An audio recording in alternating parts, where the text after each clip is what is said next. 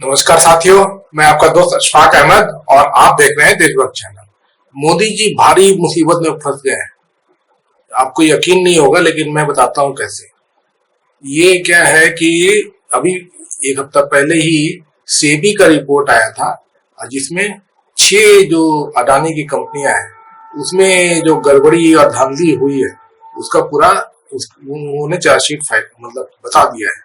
और इस पे अब गंभीर एक्शन लिया जाएगा, सुप्रीम कोर्ट में भी केस जाएगा।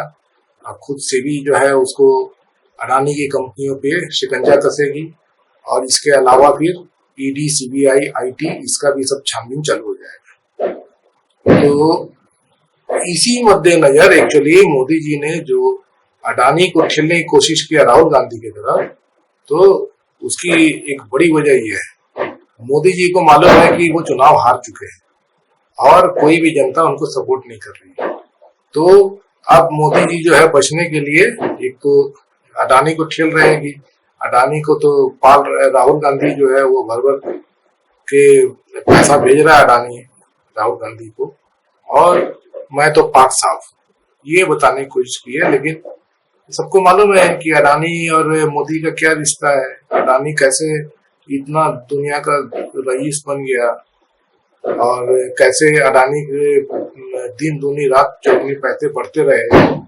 और जो दूसरे अडानी के हिसाब से जो भी हर चीज चलता है, सड़क बन रही है तो अडानी बना रहा है, पोर्ट कोई है तो वो अडानी का हो गया, एयरपोर्ट है तो अडानी का हो गया, कोई कोयला खदान है तो अडानी का हो गया, बिजली कंपनी का अडानी का हो गया, सब अडानी का।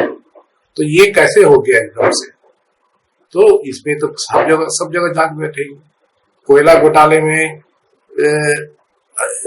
इंडोनेशिया, ऑस्ट्रेलिया से कोयला आता था, उसका दाम दुगना करके यहाँ पे अडानी जो है बेच देता था बिजली कंपनियों को। तो सबकी जांच होगी। तो बहुत बुरी तरह मोदी जी फंसने वाले हैं।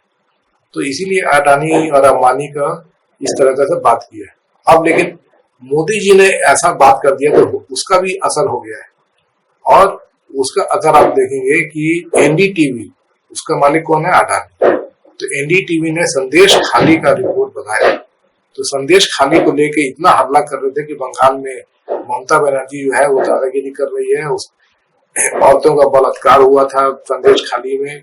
तो मालूम चला कि भाजपा के नेता लोगों ने जबरन औरतों से फर्जी रिपोर्ट लिखवाई थी और उनका स्टेटमेंट आ गया। एक रेखा मंडल करके है, उसने खुद बताया है। उसको तो मोदी जी संसद भेजने वाले हैं, संसद का चुनाव लड़वा रहे हैं। तो उसने खुद वापस ले लिया केस कि ये फर्जी केस हमको दबाव में डाल के हमसे खाली पेपर में साइन करा के और इस तरह से बनवाया गया। तो एनडीटीवी जो है वो सीधा रिपोर्ट ऐसा ये कर दिया। और अंबानी की जो चैनल है तो वहां पे भी देखिएगा, तो वहां पे भी अब जो है अब मोदी और भाजपा का सब धीरे धीरे गायब हो रहा है। आज तक पे भी देखिएगा उसका असर दिखता है। मोदी के खिलाफ जो है वो जो एंकर लोग हैं तो वो बात कर रहे हैं। और एक और मोदी वाला जी न्यूज, वो जो ये सुभाष चंद्रा का, तो सुभाष चंद्रा जो है, तो देखिए ये करीब 1 महीना पहले उसने जो उनका जो एंकर था सबसे बड़ा चौरसिया, दीपक चौरसिया, उसको निकाल दिया था। दीपक चौरसिया का ट्वीट आया था कि अब मैं जी न्यूज छोड़ रहा हूं और मैं यूट्यूब चालू कर रहा हूँ। तो सब उस समय बात समझ में नहीं आई थी, अब समझ में आई है जब सीईओ जी न्यूज का ओझा, उसको निकाल दिया है सुभाष चंद्रा ने। और जो ये एंकर अभी जो था ये प्रदीप भंडारी, उसको भी निकाल दिया है। और उनके न्यूज में देखेंगे तो मोदी जी का कहीं आता पता नहीं। जिस चैनल पर पूरा 24 घंटा मोदी चलता था, अब मोदी एकदम पूरी तरह गायब। तो गोदी मीडिया ने बगावत कर दिया है, समझ लिए पूरा।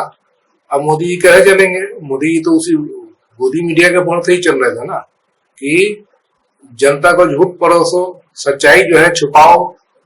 तो मोदी मीडिया तो यही कर रही थी, तो जनता को समझ में नहीं आता था। अब जो है मोदी जी हार रहे हैं, तो मोदी मीडिया भी बगावत कर दी। तो मोदी जी बहुत बुरी तरह फंस गए हैं। अब मोदी जी के निकलने का कोई रास्ता नहीं है। तो आज जैसे मोदी जी कुछ भी नहीं बोले हैं, आज चुपचाप बैठे हैं।